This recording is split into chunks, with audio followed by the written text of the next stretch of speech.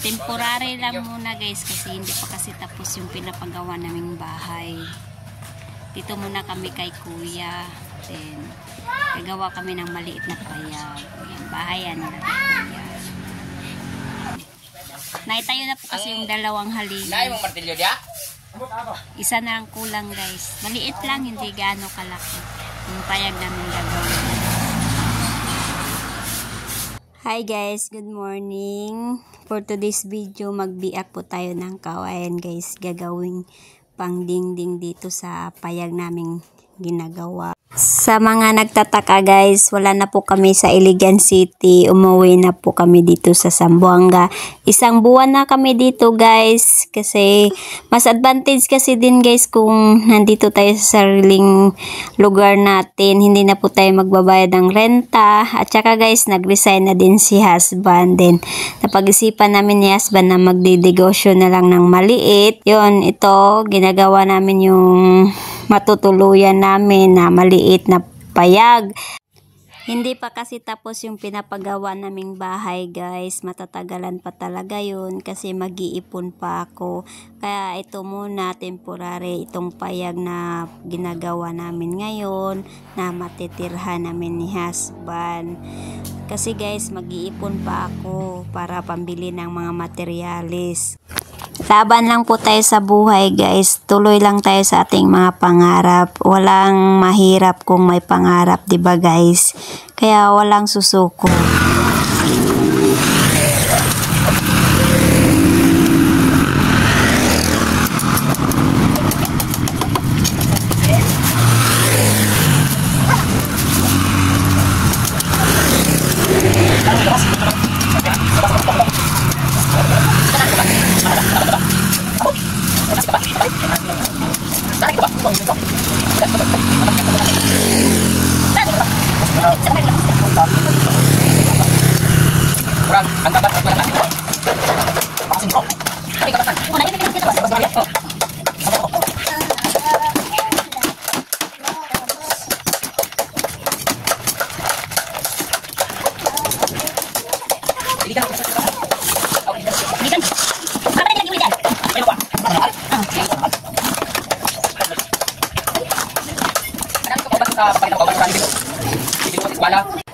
Ito naman guys, para haligi.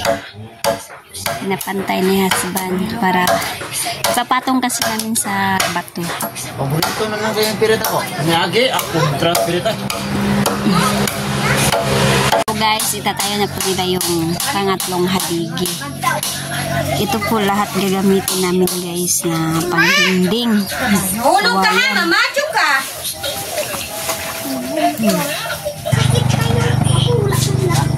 Na.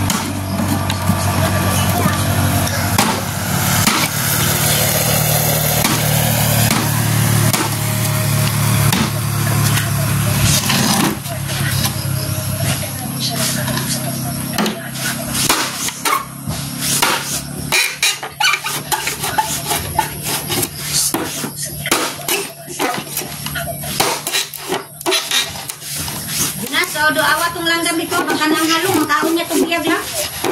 Tayo na ba sana? Lantaw mingaw. So, do awat itong dito.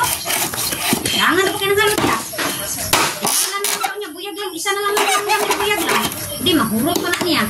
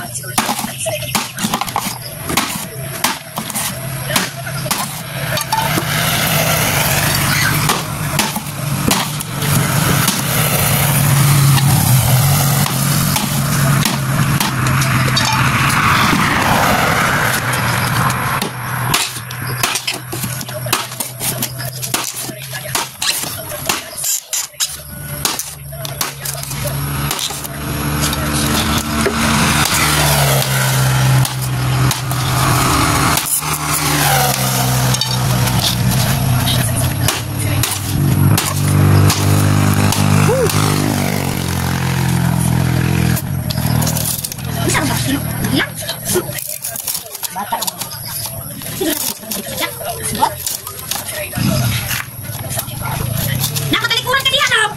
Masakit ang cellphone yung antin yung balik ko, ay!